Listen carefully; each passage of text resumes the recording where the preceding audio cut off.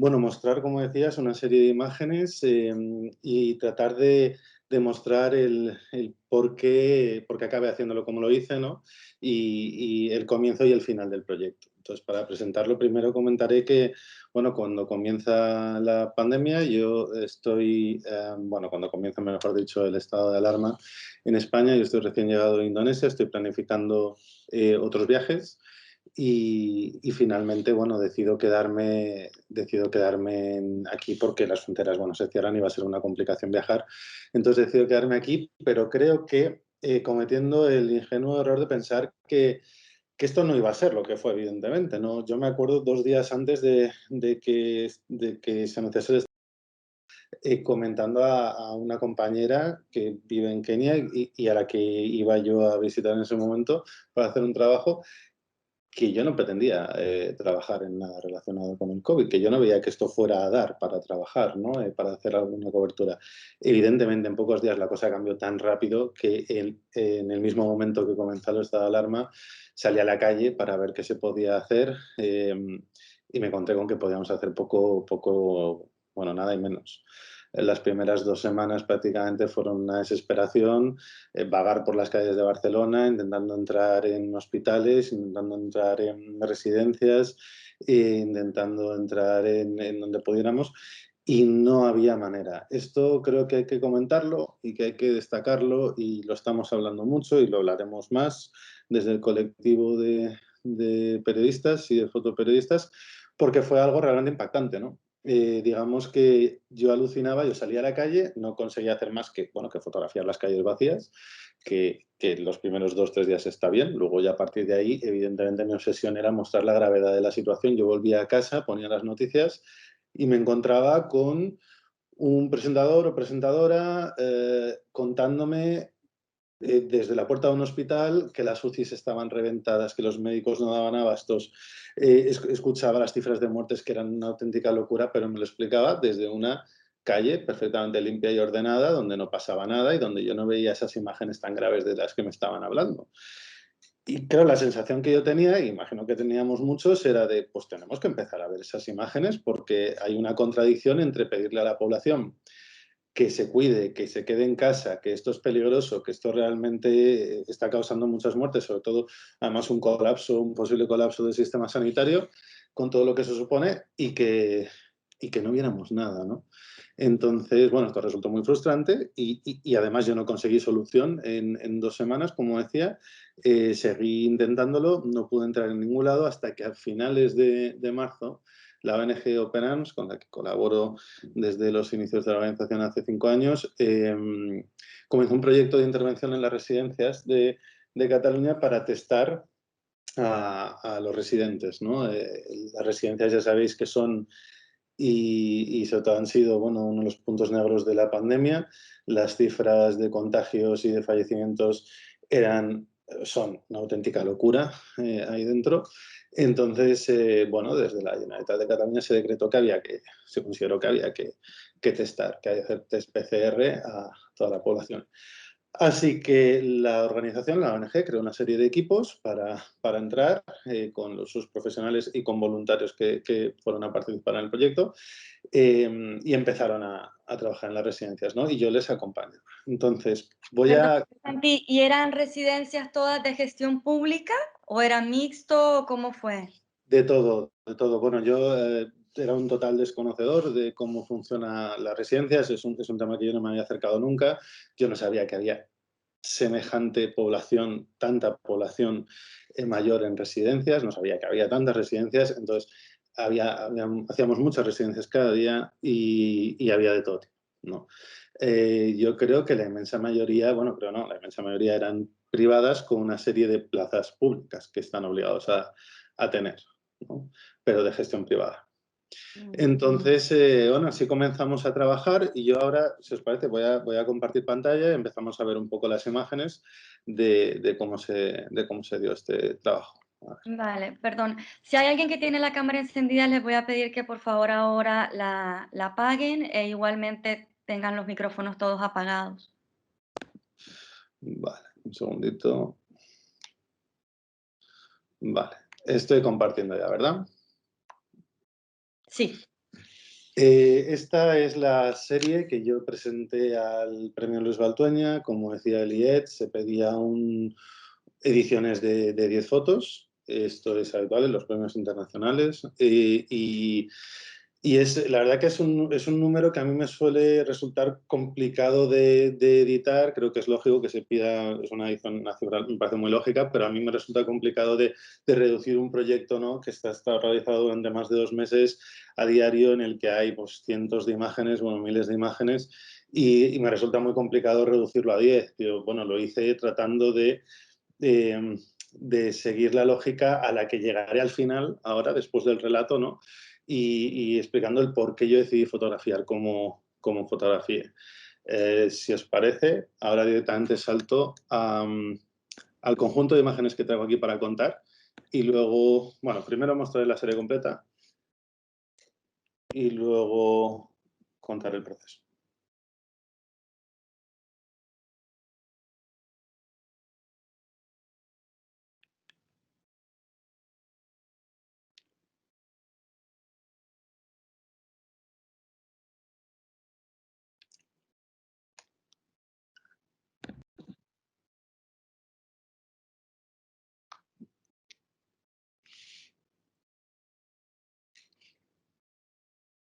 Bien. Lo que he traído hoy aquí son son 64 imágenes. Las he ordenado por fecha para poder explicar el relato, ¿no?, de forma secuencial, tal y como se produjo. Y traigo imágenes que me costó mucho eliminar de la edición, y también traigo descartes, imágenes que en ningún momento las iba a haber utilizado, ¿no?, pero para hablar un poco de los porqués. Voy desde el principio. Esta no es la primera residencia a la que entré, pero sí que fue una de las primeras. Y en estos comienzos es cuando empezamos a ver que realmente el tema iba a requerir mucho trabajo y que además merecía mucho la pena centrarse en él. Yo, bueno, hace tiempo que no soy un fotógrafo especializado en prensa diaria, suelo trabajar proyectos muy concretos y a largo plazo, entonces yo no sabía que no estaba en la posición, también porque no suelo trabajar en Barcelona, no suelo trabajar aquí, y no tengo esa relación con los medios de comunicación para estar haciendo, digamos, una cobertura diaria de lo que pasa en los distintos aspectos de la pandemia. Entonces yo tenía claro que quería hacer un único tema y tratar de profundizar en él. Como en las residencias coincidió, ¿no?, que fue donde pude entrar y además donde veía que eran, bueno, uno de los grandes problemas. Así que desde estos primeros momentos tuve claro que esta era la historia. Esta es una residencia donde cuando llegamos nos encontramos con que 11 de los 27 residentes ya habían fallecido. Esa misma mañana habían fallecido 2 de ellos.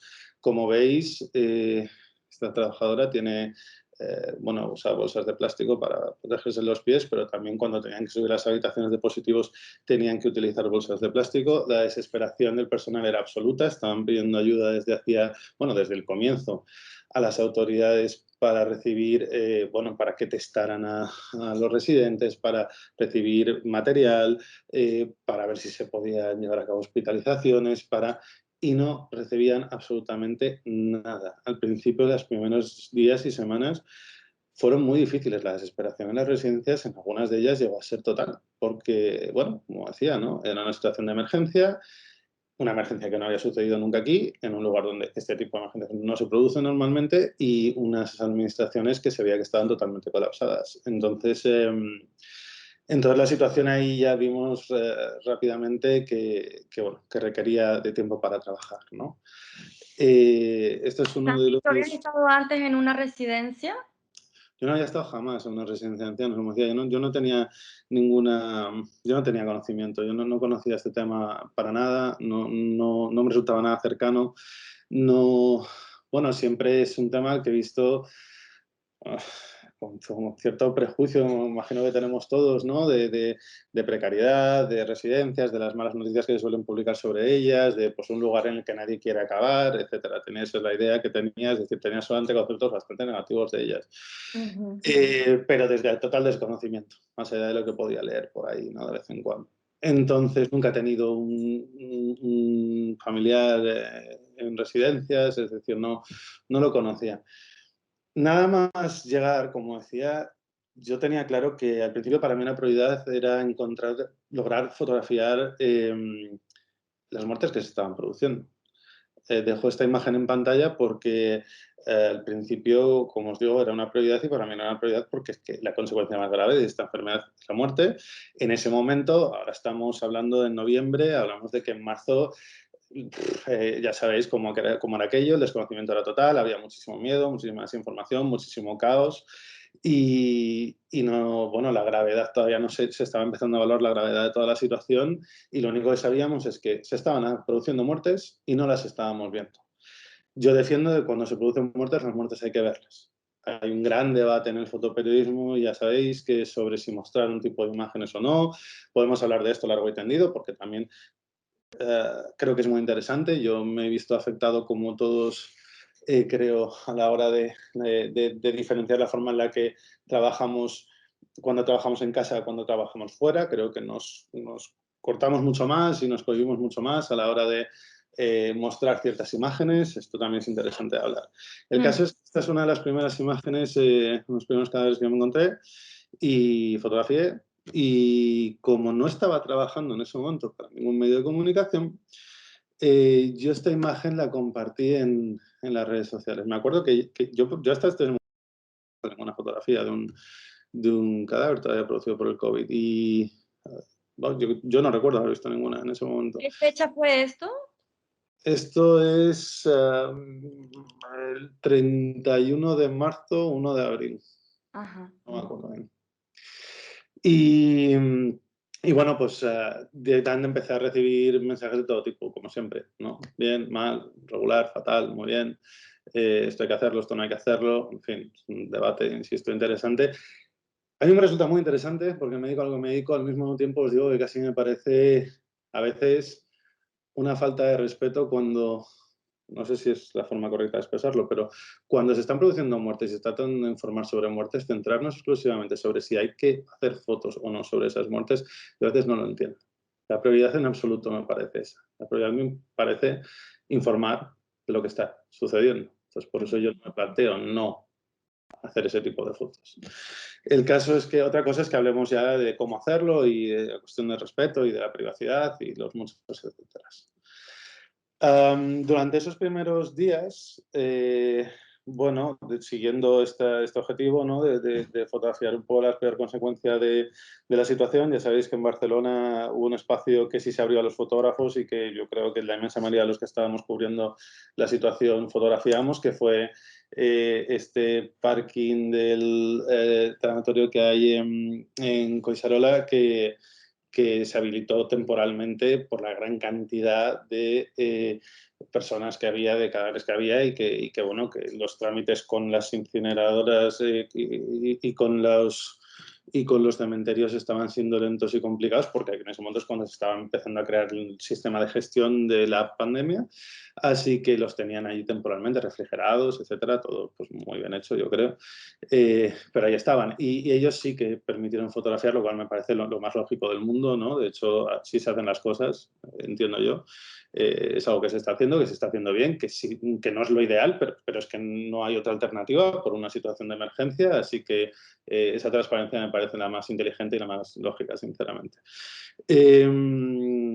Bueno, entonces fui allí para poder tener esta imagen. Ya sabéis cómo son las cosas, ¿no? Estas imágenes que estábamos haciendo aquí, yo me acuerdo que cuando las veías por las redes sociales había gente que con toda la seguridad del mundo decía que esos ataúdes estaban vacíos, ¿no? Gente que evidentemente no había estado ahí. Hay un cuerpo con nombres y apellidos en cada una de las cajas, lo cual te deja ver el volumen de trabajo que estaban teniendo los tanatorios en ese momento, ¿no? La inmensa mayoría de personas mayores procedentes de domicilios y de residencias. Esta es unas fotografías que en ningún momento va a entrar en la edición. Es un traslado de una persona mayor desde una residencia a otra gran residencia que se habilitó porque uno de los grandes problemas que había es que había muchos positivos en las residencias y no se les estaba separando de los negativos. Entonces, claro, los contagios no paraban, no cesaban. Entonces, uno de los objetivos de realizar los test era que se pudiera separar a positivo o negativo de parar un poco la línea de contagios, ¿no? Entonces, bueno, pues esto, aquí comenzó también la ONG, empezó a trabajar en este proyecto para trasladar a los positivos a una residencia que se había asignado en el centro de Barcelona, un edificio que se había habilitado para ello. Y bueno, esta es una de las pocas imágenes donde hay un rostro, de las que yo hago, donde hay un rostro reconocible porque estamos en la calle. Y digamos que podía hacer la foto, ¿no? De todas formas, creo que luego yo aquí estoy empezando a construir un discurso, estoy empezando a decidir cómo voy a querer contar la historia, no solo por cómo quiero contar la historia, sino también por las posibilidades, ¿no?, que tengo para contar la historia. Esto, ¿no? Cuando, ahora vuelvo un poco a esa fotografía de atrás, lo cuento con esta. Muchas veces cuando hablamos de cómo fotografiamos las historias, creo que hablamos poco de las posibilidades que tenemos para fotografiar las historias. No se trata de poner excusas, sino que sí se trata de explicar que las condiciones, bueno, en fotografía documental, en fotoperiodismo no hacemos más que resolver problemas, es decir, no controlamos la situación, eso es parte de la esencia de este trabajo, fotografiamos lo que nos encontramos en el tiempo que podemos, de la manera que podemos, entonces tenemos una serie de condicionantes. Yo, por ejemplo, me comprometía a no mostrar caras reconocibles, tenía el tiempo limitado para entrar en las residencias, no podía estar donde quería, cuando quería y como quería, entonces yo decidí que a mí lo que me interesaba era hacer un acercamiento muy emocional a esta historia. Bueno, esas imágenes precisamente ahora no las veis, ¿vale? Vuelvo atrás porque esas imágenes precisamente son las que vienen más adelante. Me doy cuenta de que yo entro por una emergencia, por el COVID en las residencias, el COVID es la emergencia, es muy grave, está generando muertes, es un desastre situacional en la que nunca nos habíamos encontrado, pero una vez entro dentro me encuentro con una cantidad de historias que van mucho más allá del COVID. Una vez asimilada la emergencia, me encuentro con emociones, con los conceptos de soledad, ¿no?, de vejez, de precariedad, de aislamiento.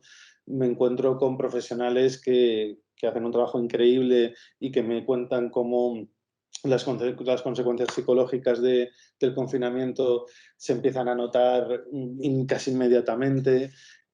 Como de hecho incluso el bajón en la salud de muchas de las personas mayores también se empieza a notar inmediatamente por ese aislamiento precisamente, ¿no? La idea de la depresión, entonces hay una cantidad de sensaciones y de emociones que, visto que no voy a poder hacer un trabajo, digamos, fotoperiodístico a la antigua usanza, ¿no?, muy explícito, con imágenes muy explícitas, etcétera, y que además, por suerte, no es el que quiero hacer, decido tratar de empezar a trabajar con encuadres más cerrados, con imágenes, buscando emociones, buscando transmitir esas emociones, más allá de, insisto, una imagen explícita con la cara de una persona, con sus nombres y apellidos, ¿no? Porque incluso también tomo la decisión de no utilizar los nombres de las personas fotografiadas, porque en unos sitios puedo, en otros sitios no puedo. Hay personas que por su estado cognitivo tampoco sé si entienden muy bien cuál es mi papel ahí, entonces yo decido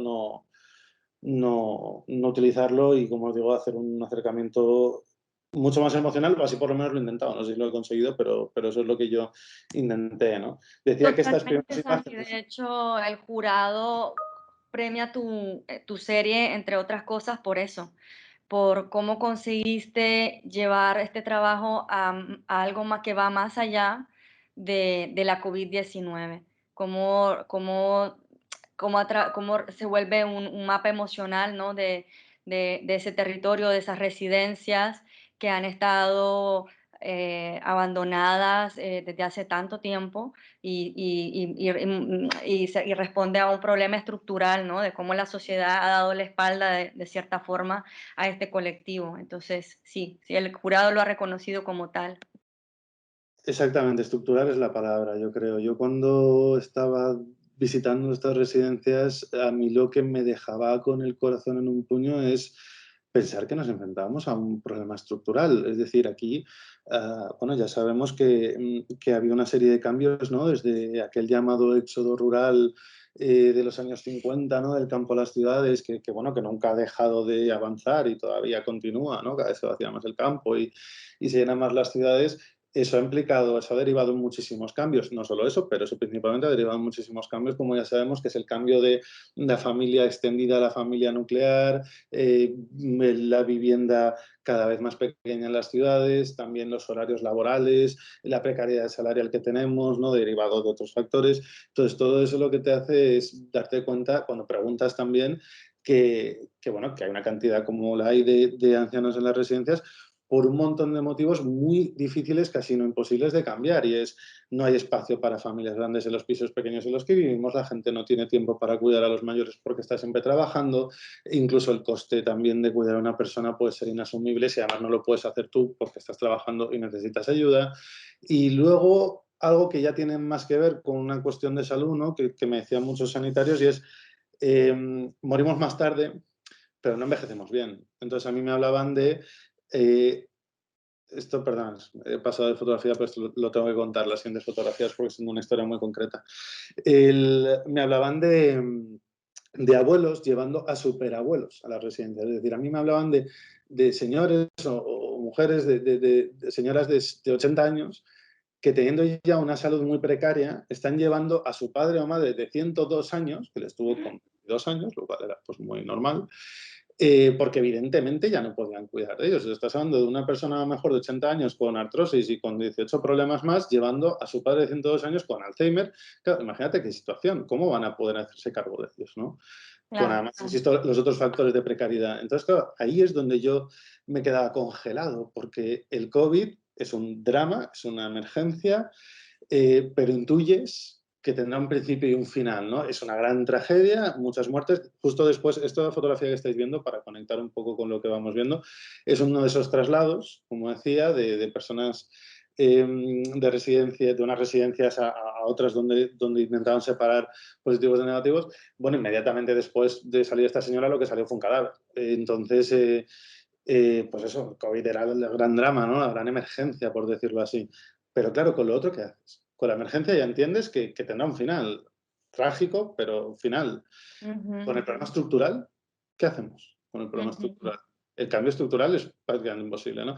Entonces, bueno, ahí es donde yo me planteé que había que fotografiar un poco más allá del COVID. Como decía, estas dos fotografías que traigo aquí y esta también, y lo voy a dejar de montón esta, es una historia concreta que forma parte del trabajo de Soledades Mayores, que Soledades Mayores se publicó en la revista 5W con un texto de Maribel Izcue, un texto que a mí me encanta, me gusta muchísimo cómo escribe Maribel y creo que esa crónica merece mucho la pena. Y luego se publicó, y vamos a publicar un epílogo que se acabó convirtiendo casi en una segunda crónica que se llama Soledades Mayores 38 días después. Todo esto fue porque cuando Marita, que es la mujer que aparece en esta fotografía, ve aquella fotografía que he mostrado al principio de un cadáver dentro de un sudario en la calle, cuando yo la comparto en las redes sociales, ella me escribe, y me escribe porque reconoce la fachada que hay detrás y que es la residencia donde está su madre y que está en coma y le han dicho que a punto de fallecer. Entonces Anda. me escribe, a mí esto, bueno, claro, me impacta, la respondo, le pido si le puedo llamar, ella muy amablemente dice que sí, entonces estuvimos hablando más de una hora y pico, esto era el sábado de Semana Santa a las 12 de la noche, cuando estaba todo totalmente cerrado y sellado, y me dice que, bueno, que le han dicho que su madre va a fallecer ya inminentemente, en horas, ¿no? Después de hablar durante largo y tendido, yo le pregunté si nos dejaría acompañarla en todo este proceso, ¿no? Desde el instante, si nos avisaría, claro, esto le dije, me daba mucho pudor preguntárselo porque no nos conocíamos absolutamente de nada, ni siquiera nos estábamos viendo cara a cara, era por teléfono, y yo le estaba pidiendo que me llamara en cuanto la llamaran a ella para decirle que había fallecido su madre. Y me dijo que sí. Eh, Muy amablemente y siendo además una persona que luego, gracias a trabajar con ella, la he conocido, bellísima persona y bellísima familia que me contaba cómo, bueno, no es una persona a la que le guste la fotografía ni que le guste figurar en ningún lado, es decir, que fue un auténtico ejercicio por creer que merecía la pena contar esta historia.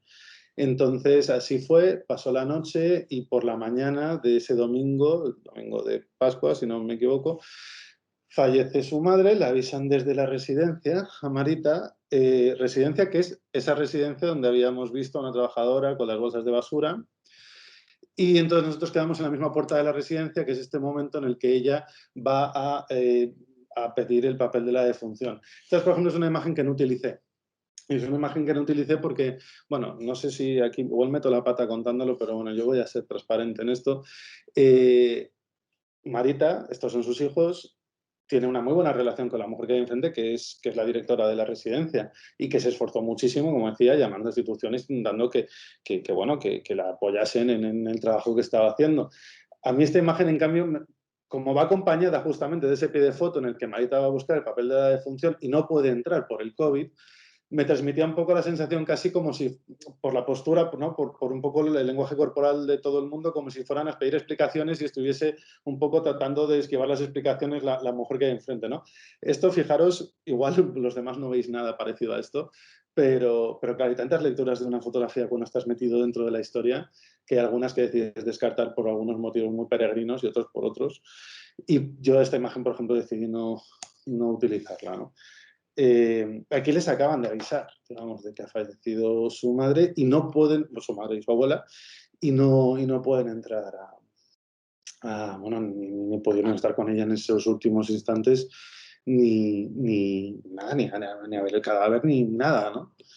Entonces, aquí es cuando vamos directamente de ahí al tanatorio para ver, ella fue a informarse de qué tenía que hacer, ¿no? Y aquí es cuando se entera de que todo está tardando muchísimo, de que no saben cuándo le van a dar cita, la, su madre quería ser incinerada, aquí le dijeron que tardaría más si hay incineración, tardaría menos si se la entierra, pero claro, Marita quiere cumplir con la voluntad de su madre de que la incineren, ¿no? Entonces, esta historia queda congelada, esta intrahistoria, digamos, queda congelada este día hasta que haya novedades, hasta que reciba un plazo para una fecha para la incineración y después para el entierro. Ya os adelanto, como os decía, que fueron pues 38 días después. Entonces, aquí continúo. Yo aquí es donde ya sí cada vez tengo más claro pensar que, bueno, esto os estoy mostrando las imágenes como las estoy mostrando porque son cientos y cientos y cientos de imágenes las que produje, entonces pues hay muchos descartes, ¿no?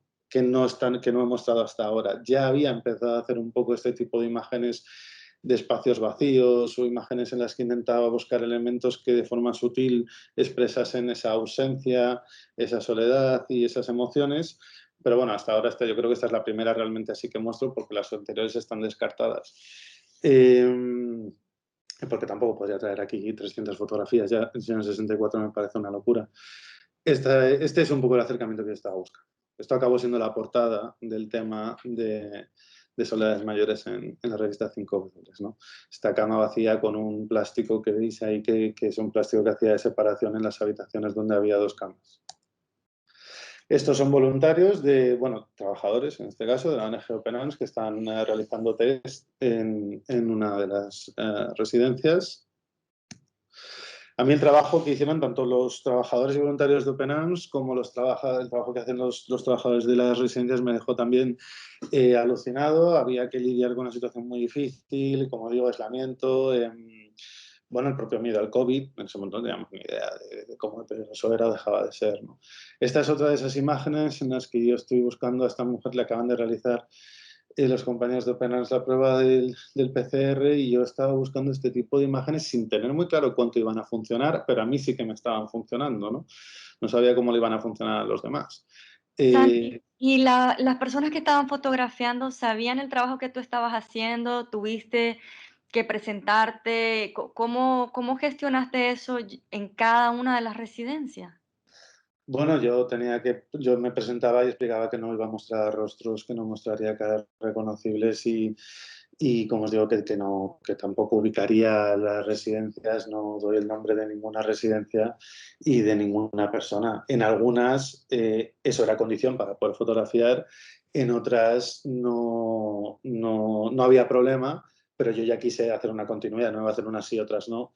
Entonces yo ya mantuve una continuidad también. He de decir que claro, esta no es la primera vez, ni mucho menos, que fotografío sin mostrar caras. Esto es un reto al que me he enfrentado un montón de veces. Curiosamente tengo 5 o 6 trabajos hechos en contextos muy diferentes, migraciones, cárceles, donde por motivo X no se puede mostrar caras o yo decido no hacerlo.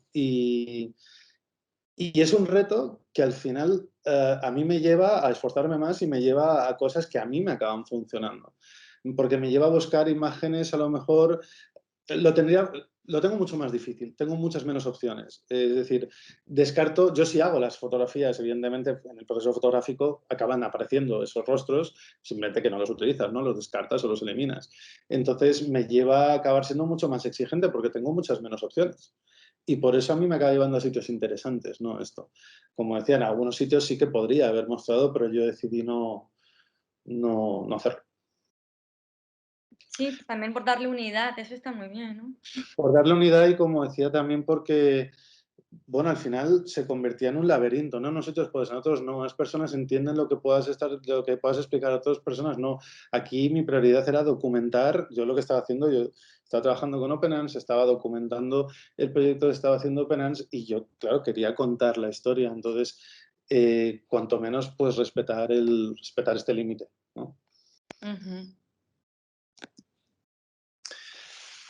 Por eso, bueno, estas imágenes, yo creo que ahora son imágenes también, en los procesos de trabajo esto suele pasar, ahora hay muchos detalles que son de imágenes muy denostadas, ¿no? O sea, bueno, denostadas, perdón, no sé si es la palabra correcta, pero imágenes que ahora ya se han repetido muchísimo, esos detalles de manos, de guantes con manos, de pruebas, que yo creo que ahora ya hay muchísimas, hay demasiadas, ¿no? Y entonces esto, a lo mejor también muchas veces pecamos de creer que todo el mundo pasa tanto tiempo viendo fotos como pasamos los fotógrafos y a lo mejor la gente no está tan cansada de ellas, ¿no? Al principio yo creo que claro, que buscaba mucho estas imágenes porque hasta ese momento yo no las estaba viendo, ¿no? Ahora ya he visto muchas, pero porque las hemos repetido todos, muchas, pero al principio yo creo que buscábamos también estos detalles, aunque es un recurso más por, como digo, no poder mostrar la escena completa. Entonces, cuando estaban haciendo los test rápidos que resultaron no ser buenos y no se volvieron a hacer. Estos son los test. Esto es un equipo de OpenAns preparándose para ir luego en parejas, entrando en las habitaciones, realizando los PCRs. Como veis, bueno, claro, llevar con todo el equipo de protección, en fin, que era muy engorroso trabajar, muy complicado. Esto es un voluntario también de la ONG, de OpenAns, que está bueno, recopilando todos los datos, porque todas las pruebas después se tenía que enviar al hospital. Este es, como digo, el tipo de imágenes que al final esta imagen forma parte de la edición, ¿no?, de 10 fotografías que yo presenté, porque al final aquí en esto es en lo que quedaba un poco la idea, ¿no? En buscar imágenes que mostrasen, pues en este caso, la ausencia. eh, Justo esto es abril, estos comienzos de abril todavía.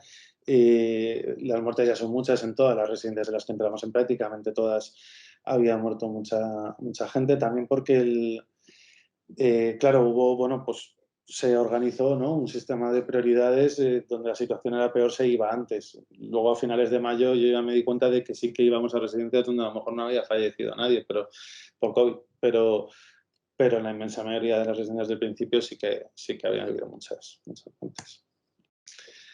Esto es otra vez los equipos preparándose en otra residencia. Estos son voluntarios, gente joven que decidió, bueno, pues ir allí y ponerse manos a la obra. Para mí hicieron y siguen haciendo un trabajo espectacular. Esto es, fíjate, una trabajadora de una residencia que estaba precisamente en casa por riesgo de positivo, por contacto con positivos, contacto de riesgo, y una de las intervenciones que se hacían también con el proyecto era ir a las casas donde estaban estos trabajadores a realizar los tests. Esta es otra de las imágenes que forma parte de la edición final, que a mí, bueno, me gustó mucho porque seguía un poco esa idea, ¿no? Esto es otra residencia donde habían, bueno, creado este sistema de cortinas, en muchas lo habían hecho, ¿no? Espacios donde poder desinfectarse el personal y donde poder cambiar de una ropa, digamos, contaminada o dada por contaminada a ropa limpia para poder salir fuera. Y a mí me funcionó muy bien, me funcionaba muy bien como apertura porque era así, ¿no? Era asomarse a un mundo que estaba totalmente aislado y donde tú te asomabas y veías, pues también me pasaba a mí, ¿no? Ibas cambiando por los pasillos, en unas habitaciones había que entrar, en otras no había que entrar. Muchas veces lo que veías era una puerta entreabierta y tenías que intuir un poco lo que había dentro, es decir, que que a mí me funcionaba como apertura de la historia, ¿no? Sí.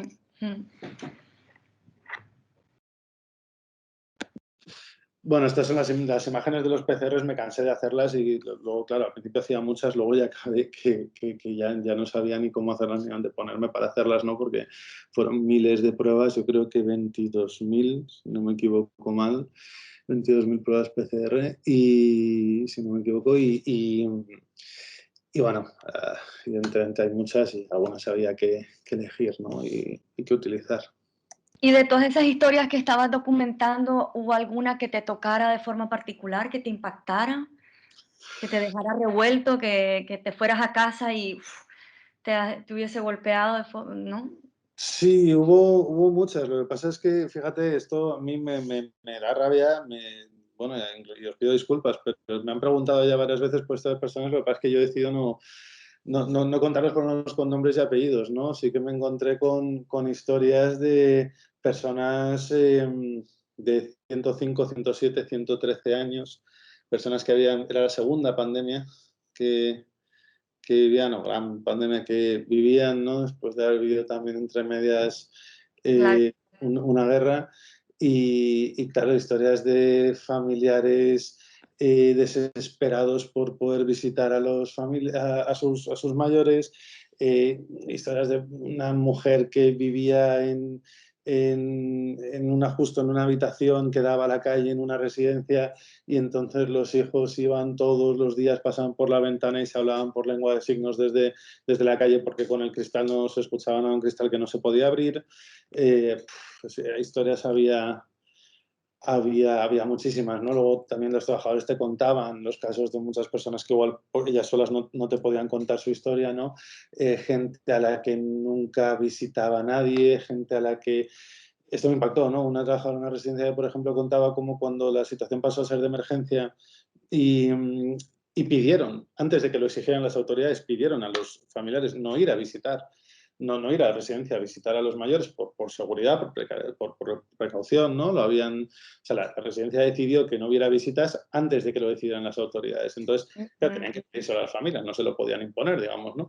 Entonces, que los familiares que más protestaban, había algunos que no lo entendían, que protestaban, que no querían, y entonces hicieron un registro, pidió la directora a sus trabajadores que vieran quiénes eran los que protestaban. Y los que protestaban eran los hijos que nunca habían ido a visitar a sus Ah, mayores. guau. Claro, yo creo que sentimiento de culpa, ¿no? Intuí yo, es decir, claro, no vas a visitarlo nunca, de repente ves que ahora igual se te puede morir, pues vas, no lo sé. Pero que los que sí que iban, conocían el centro, conocían que el centro funcionaba bien, entendían perfectamente la petición, entendían que era lo más lógico y no estaban dando guerra, ¿no? Bueno, aquí como os digo, mucha repetición de manos. A ver, aquí a veces, yo he dicho repetición, porque es repetición, evidentemente, y me estoy repitiendo, pero claro, pero pensar que esa repetición, digamos que es necesaria, ¿no? De alguna manera. Es decir, hay que ir afinando y afinando hasta que encuentres una imagen que te funciona mejor que la anterior. Y a lo mejor has hecho ya 57 manos o detalles de manos, pero tal vez sea el último el que mejor funcione, ¿no? Entonces yo creo que merecía la pena seguir intentándolo para seguir elevando un poco el resultado final porque me estaba limitando a contar una única historia. Tenía que conseguir por lo menos trabajarla de la mejor manera posible, ¿no? Con ese límite de no poder mostrar caras y de no poder utilizar nombres, etc. ¿Y cómo era tu proceso de trabajo, Santi? O sea, ibas cada día a hacer fotos, llegabas a casa y visionabas esas fotos y te dabas cuenta de qué te faltaba o qué te funcionaba, o lo hacías todo de golpe cada cierto tiempo. ¿Cómo se trabaja en una situación así? Bueno, es que en este caso fue raro, para mí fue muy extraño trabajar los tiempos de trabajo porque eran súper ordenados. Esto no pasa nunca, ¿no? Normalmente trabajando en internet todo es un caos, no tienes tiempo para nada, nunca sabes, no hay horarios, no duermes. Aquí, aunque el trabajo era muy intenso, estaba muy ordenado, porque había que ir por las mañanas, a primerísima hora, nos presentábamos en Sabadell y desde el sistema de salud se habían asignado una serie de residencias. Entonces, yo iba a una, acompañaba a una residencia al día, a veces dos y a veces fueron tres, pero la mayoría de los días era una. Y, Y entonces, bueno, pues una vez se había terminado, se había terminado. Y es que no se podía ir a más porque ni las habían asignado, ni tenías el equipo de protección para entrar, aunque la asignaran. Tenías un equipo de protección diario. Entonces, una vez utilizado, ya está. Así que, que al final, digamos que era un proceso de 7 de la mañana a 4 de la tarde más o menos, como os digo, esto raro, un poco raro, entonces 3 4 de la tarde yo llegaba a casa y nada, a comer, así que a descargar el material, pero antes, un momento antes de visitarlo, intentaba salir también para seguir fotografiando un poco el ambiente aquí. Yo vivo en el centro de Barcelona, en el Raval, y buscaba fotografiar un poco aquí también el ambiente, y ya era el volver de aquello por la noche donde hacía un repaso de lo que había hecho. No todos los días daba tiempo, pero bueno, cuando daba tiempo sí, ya que, como os digo, esto no me suele pasar, decía, bueno, pues a ver qué ha pasado, qué he hecho y, y más o menos hacía una revisión para ver qué cosas me estaban funcionando y qué cosas no, ¿no? Aquí hay imágenes, esta por ejemplo, que forma parte también de la edición que presenté aquí al Luis Baltueña. Es una imagen en la que sí eché mucho de menos mostrar el rostro completo en esta imagen, sí me habría gustado, pero bueno, esto es lo que hay, y consideré que pese a no mostrarlo la imagen también podía funcionar. Aquí hay una trabajadora que está acercando el teléfono a una señora eh, para que hable con su hija que la está llamando, ¿no? Claro, el estado de salud de muchas personas era muy precario y, como digo, te repetían muchas veces, ¿no?, que había empeorado mucho desde el confinamiento, que por ejemplo esta mujer no se daba cuenta de que la conversación había terminado, no quería soltar el teléfono, etcétera. Esto yo alucinaba y pongo en valor el trabajo de los trabajadores que están en las residencias, porque yo, como os digo, yo cada día me quedaba con el corazón encogido. O sea, yo salía de ahí y me hacía pequeñito al salir de las residencias, salía muy impactado. Yo veía a la gente con un carácter, metían una alegría al trabajo increíble, animaban al personal, no sé, chapo, yo me quito el sombrero por lo que hacen. Perdón un momento, sigo avanzando. Bueno, aquí hay algunos detalles que paso directamente, ¿no? Esto fue un descarte, bueno, que lo hice y luego pienso, bueno, ¿y esto por qué lo he hecho? Porque no me cuenta demasiado. En fin. Estas imágenes, bueno, imágenes como esta esta, fíjate que en algunos sitios, luego en libros que se han editado, donde también este proyecto ha formado parte, han seleccionado esta imagen. No sé si os está parpadeando a vosotros también la pantalla, a mí sí. A mí esta imagen, bueno, me gusta porque me mostraba un poco ese momento de soledad, pero ya es un poco más explícita de lo que yo estaba buscando, ¿no? Está parpadeando un poco en la pantalla, sí, Sí, Santi. a mí también, sí. Bueno, a ver, ahora. Aquí Bien volvemos otra vez. explicado. Ahora Ahora sí. estamos bien, ¿verdad? Ujú. Vale. Aquí retomamos la historia de Marita. Este es su marido y este es su hijo. El marido había estado con COVID y mal, y este es el primer momento en el que se pueden volver a ver el marido y el hijo el día de la cremación. Esta, por ejemplo, es una fotografía descartada pues directamente porque no me salió bien. He decidido traerlo porque creo que al mostrar las ediciones, precisamente traer también los errores y las cosas que no funcionan, eh, sirve, ¿no? Mucho. A mí por lo menos me interesa casi mucho más que me cuenten los errores que los aciertos. Aquí yo iba detrás entrando desde la calle y me acerqué demasiado. La cámara además estaba en la medición de luz de la calle. Al final, bueno, no, el caso es que la imagen no me funcionó. Tampoco es que esté tan terrible, o sea, tal vez en un momento dado podría haber funcionado, pero no, para mí no llega a donde yo quería, así que no la utilicé, pero bueno, el momento sí que me gustó. En otra edición tal vez podría funcionar, ¿no? De aquí se reunió, bueno, la familia, padre, madre y los dos hijos, hijo e hija, para ir al crematorio. Y aquí estamos allí. Entonces, pues hombre, yo aquí doy las gracias a Marita y a toda su familia porque que me permitieran fotografiarlo. Fotografiar ese momento, bueno, pues es de agradecer porque es un momento muy incómodo, es un momento en el bueno, yo no quería resultar incómodo para ellos, no quiero decir, yo no sé si, yo creo que me costaría mucho que alguien a que además apenas conozco me esté fotografiando en ese momento también tan íntimo, ¿no? Y las imágenes vayan a salir, o sea, que chapó por ellos. Más Marita es una persona que precisamente por su trabajo, bueno, ya intentó elevar la voz y avisar a las autoridades de lo que estaba pasando en las residencias, estaba en contacto con la directora de la residencia donde estaba su madre, pidió ayuda, escribió a quien tuvo que escribir, a todas las autoridades, y todo lo que tuvo que hacer, porque la situación era un auténtico desastre. Entonces, como os digo, sin ser una persona a la que le guste ser ni fotografiada ni retratada, considero que dijo que sí a salir aquí en esta historia, porque le parecía que lo que está sucediendo era un desastre, ¿no? Y que el duelo fuera tan difícil, sobre todo porque hasta cierto punto hay cosas que se pueden entender en una situación de emergencia, es decir, que no en todo pues, tiene que haber culpables necesariamente, porque pues, una situación de emergencia es de entender que algunas cosas no funcionen, independientemente de cómo, de que haya responsables o no, pero hay otras cosas que sí que eran más difíciles de explicar, ¿no? A nivel de gestión, de falta de respuesta, de prohibición para acceder a algunos sitios cuando esto no tenía mucho sentido. Este es el momento de la cremación.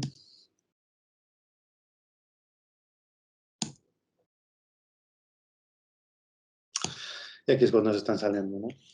Esto, bueno, mirad, esta imagen, os lo pongo, esto fue, pues como os decía, yo seguía yendo a residencias y cuando había una novedad con la historia de la madre de Marita y de su madre, pues íbamos con Maribel Izcue a verles y a continuar con aquello, ¿no? Esta imagen es, aparte de aquella primera que puse, ¿no? De una señora que está siendo trasladada en la calle, también otra cara reconocible, porque, bueno, aquí, pues, por ejemplo, pues me dieron todos los permisos, no había ningún problema en hacerlo, pero yo consideré bueno, que no funcionaba, ¿no? Esta es otra residencia donde hacen un trabajo espectacular. Ramón, que es el que aparece reflejado en el espejo, es el responsable de aquella residencia, y la otra es una compañera de Open Arms, y el trabajo que estaban haciendo ahí dentro con la situación que había, pues increíble.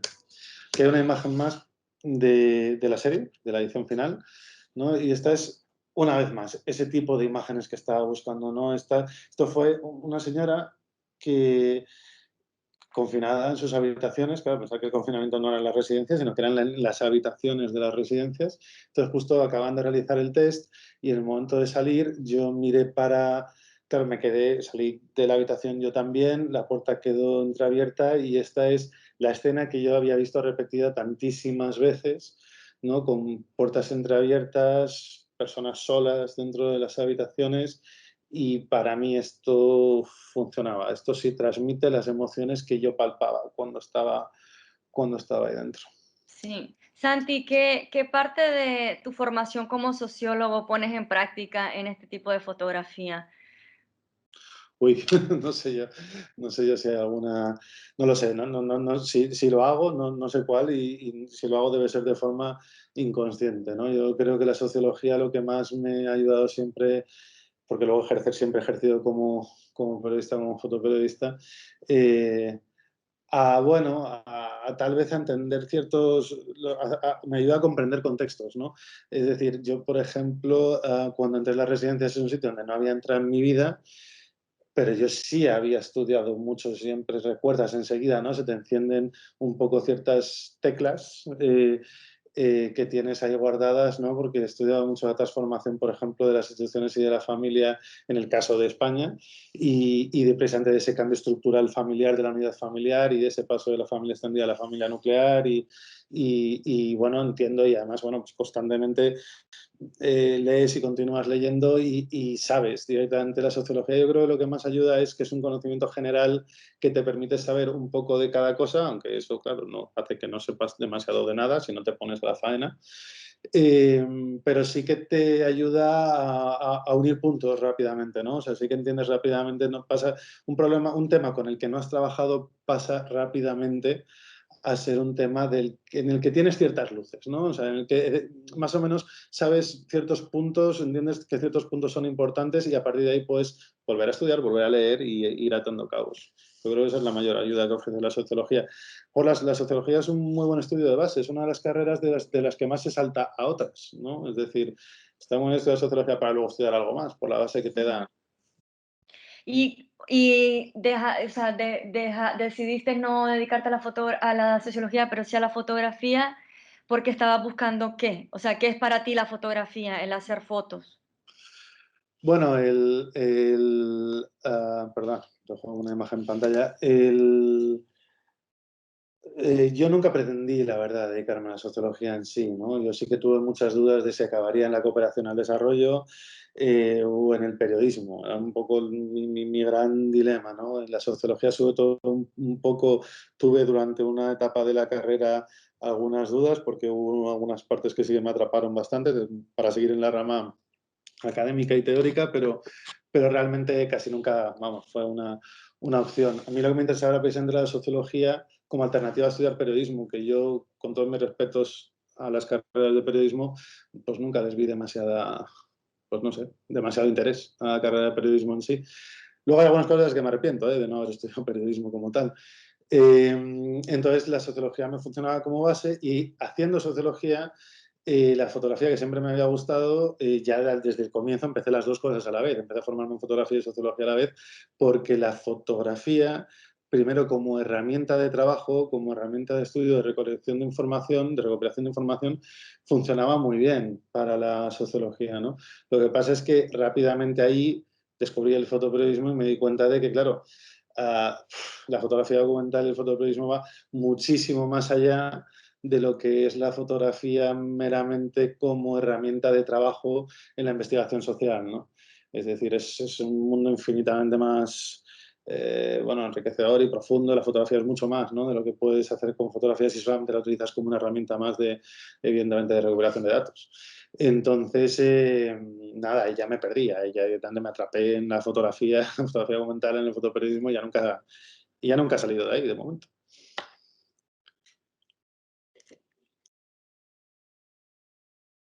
Continúo si queréis. Bueno, ya quedan pocas, un poco rápido saltando. Y que le vayan haciendo preguntas para que luego abramos ese espacio de preguntas al público.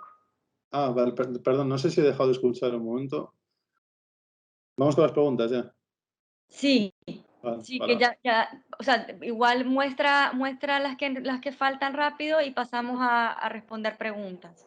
Vale, no, bueno, yo ya no hace falta, ya he mostrado muchísimas. Yo, por ejemplo, voy a mostrar esto es un señor de 105 años que, como os decía, mientras estábamos haciendo la prueba, pues claro, te das cuenta de que 105 años, este señor ya estaba vivo cuando hubo la gripe española, cuando hubo aquella pandemia, ¿no? Luego, estas cosas curiosas de las redes sociales, al igual que Marita saludó por las redes sociales a raíz de una fotografía, el sobrino de este señor escribió también a Operans en Twitter, ¿no? Diciendo que, reconociendo que era su abuelo y dando su nombre, etcétera, ¿no? Estas son unas fotografías que me costó dejar fuera de la edición porque funcionaba muy bien y con funcionaba muy bien me refiero a que expresaba emoción y expresa esas emociones unas emociones de trabajo, bueno, pues, esta es Isabel, una enfermera que trabaja en una residencia y que trabajó muy bien y que podías intuir bueno, y veías la relación que tenía con los residentes y es una imagen que transmite creo que bastante, entonces me costaba dejarla fuera en la edición, pero bueno, hay que elegir siempre las ediciones, ya sabéis que no se terminan, se abandonan y hay que sacrificar imágenes y bueno, esta es una de las que se quedó fuera y solamente dos más, si queréis, ya con esto termino. Este es un trabajador en otra residencia que tenía marcados Igor en el traje de protección los días que llevaba confinado con los residentes. Esto se hizo en muchas residencias, ¿no? Trabajadores que decidieron autoconfinarse con los residentes para reducir el riesgo de contagio si hubieran salido fuera a la calle. Y bueno, pues otra vez chapó por ellos. Para terminar, solo la última imagen, por saltar rápido, esta es la fotografía con la que termina esa segunda parte, Soledades Mayores, que Soledades Mayores 38 días después. Esto ya es prácticamente verano, son 38 días después del fallecimiento de la madre de Marita y aquí está la familia al completo despidiéndose en el cementerio de Hospitalet. Con esto dejamos por terminada la historia.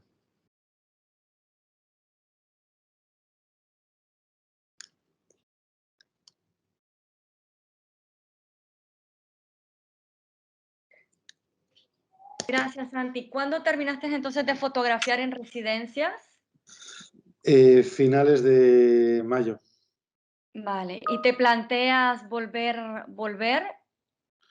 Bueno, yo quise volver cuando se abrieron. A ver, hay una imagen aquí que no he mostrado. El tema de los familiares era muy importante, ¿no? Aquí era cuando son familiares que se acercan, todavía no podían entrar a visitar y se acercaban a la puerta de una residencia a ver a sus mayores. Claro, para mí el reencuentro era una parte importante de la historia. Me encontré con que a todas las que llamé, además esta foto sí que bueno, luego la hicieron muchos compañeros, ¿no? Los momentos de reencuentros, hicieron posible aquellos plásticos para que se abrazara la gente a través de plásticos. Algunas residencias llamaron incluso a los medios de comunicación para que las fotografiaran. Yo lo intenté y todas las pedí permiso en muchas residencias que había estado y no me dijeron que no. Directamente nunca me devolvieron la llamada, ¿no? Todas me dijeron, te avisaremos de vuelta y nunca nadie me devolvió la llamada.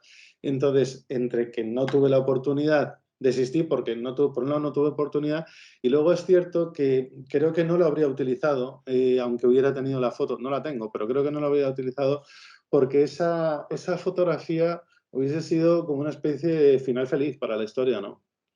Y yo creo que me quería centrar más en esas otras emociones, precisamente en la soledad y en el sentido del problema estructural y en la muerte en el sentido de la peor consecuencia de la emergencia.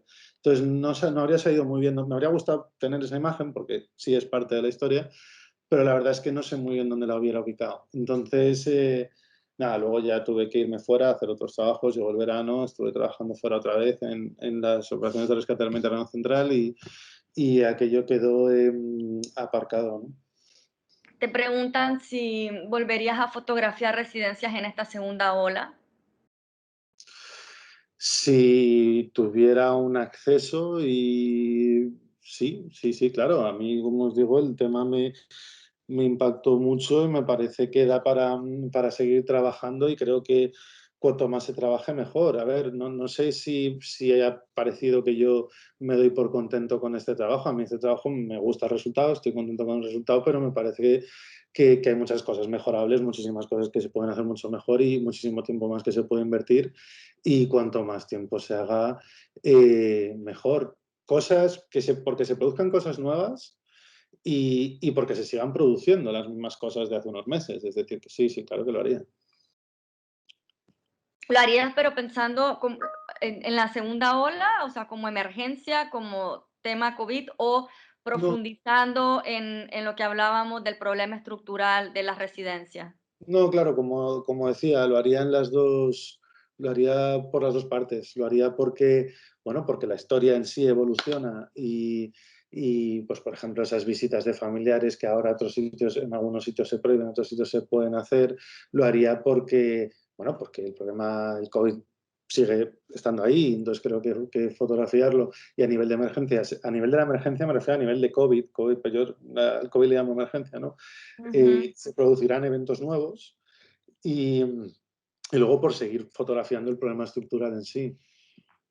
Te preguntan también cuántas personas ayudaron a editar tu trabajo, si lo editaste solo o si te acompañaron colegas a la hora de la edición. Bueno, la edición entendida como la selección de imágenes lo hice solo.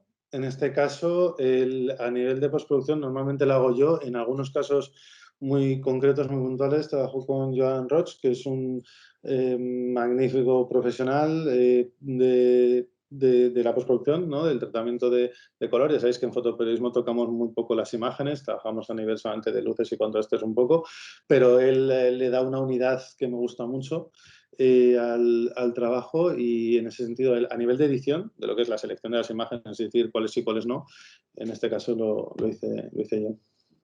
Y en cada caso siempre haces tú la edición según el medio, es decir, por ejemplo, la edición que presentaste a 5W o la edición que presentas al Baltueña o la que se va a presentar en el otro proyecto de COVID en el que estás participando.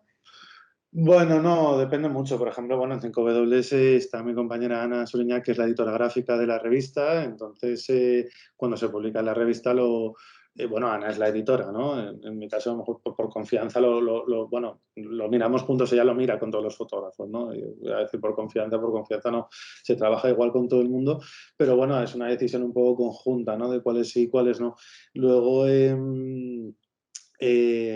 en el caso del premio, bueno, lo envié yo, pero también podría haber pedido opiniones a compañeros, ¿eh? En otras cosas sí que, en otras ocasiones sí que lo hago. Esto yo me acuerdo que es que justo lo edité estando yo solo en una casa, perdido en el campo y bueno, pues tampoco quise molestar a nadie y tomé la decisión también porque me funcionó la decisión, ¿eh? Si hubiese tenido muchas más dudas, hubiese preguntado, pero aquí cada caso es un mundo. Igual que si vas a trabajar, si enviáis algo a $5, evidentemente trabajaréis con Ana, y que es la editora. Si vais a enviar algo, bueno, pues al periódico o agencia, con cada editor es un mundo la forma de trabajar, ¿no? Pero cada medio de comunicación sí que tiene un editor y un proceso de edición, claro. Ujú. Bueno, pues vamos a ir cerrando, salvo que alguien más tenga una pregunta más que hacerle a Santi o algún comentario. Alejandro dice, no, Elisandro, como profesional de la imagen, ¿cuál es tu consejo para los jóvenes fotógrafos que quieren empezar en el fotoperiodismo? Aquí es donde se suele hacer la broma, ¿no? Y decir que no empiecen. Pero, pero superada esa fase, diré que yo creo bueno, yo doy clases en algunos sitios y cuando doy clases lo que trato de transmitir, una de las ideas que trato de transmitir es que me parece que, dadas las circunstancias, lo mejor sería tratar de centrarse en un tema, conocer un tema, especializarse en un tema y hay que hay un tema que te apasione dentro de la fotografía documental y por el que digamos, se te ubique, se te reconozca, ¿no? Que puedas crear un cuerpo de trabajo. Porque crear un cuerpo de trabajo te abre puertas y te posibilita que no cada reportaje o cada cobertura tenga que ser necesariamente rentable, porque eso es muy difícil, es decir, irte a un sitio a hacer un reportaje porque te lo publiquen maravillosamente bien y que con eso cubras los gastos y además ganes para vivir, eso es lo que se ha ido un poco al carajo en los últimos años y décadas. Entonces, existe, pero cada vez menos y cada vez menos. Entonces, creo que crear un cuerpo de trabajo es la vía más sensata. Además, me parece la más interesante. Lo bueno es que coincide, o sea, que la vía más sensata también me parece la más interesante, ¿no? Es decir, que no recomendaría que haya esa visión que tal vez tenía mucho más sentido hace varias décadas de, pues quiero trabajar como fotoperiodista y hacer temas aquí y de allá y temas sueltos o trabajar para un periódico, Puede pasar, pero hoy en día lo más habitual es que acabe siendo un fotoperiodista o un documentalista freelance y por tanto creo que es mucho más interesante los trabajos de largo recorrido, aunque eso no te imposibilita para nada puntualmente hacer pues, encargos de lo que te pidan, ¿no? O colaborar de repente durante una temporada puntualmente con un medio haciendo lo que te pidan, ¿no? Evidentemente eso no te lo limita, ¿no? Yo es la apuesta que haría. Pues me parece que es muy buen cierre. Muchas gracias nuevamente, Santi.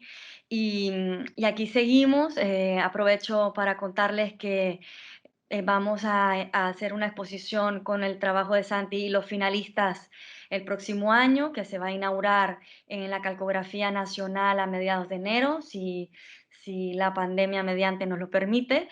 Y vamos a estar haciendo también otras charlas en directo con los finalistas del premio, así que por favor manténganse sintonizados con nosotros a través de las redes sociales para no perderse la actualidad del premio. Y nada, muchas gracias a quienes pudieron participar y mañana ya colgaremos la charla en las redes sociales del premio y en nuestra página de YouTube, en nuestra cuenta de YouTube de Médicos del Mundo, para que la puedan compartir con aquellas personas que puedan estar interesadas.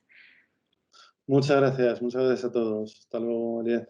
Chao, Santi, un placer.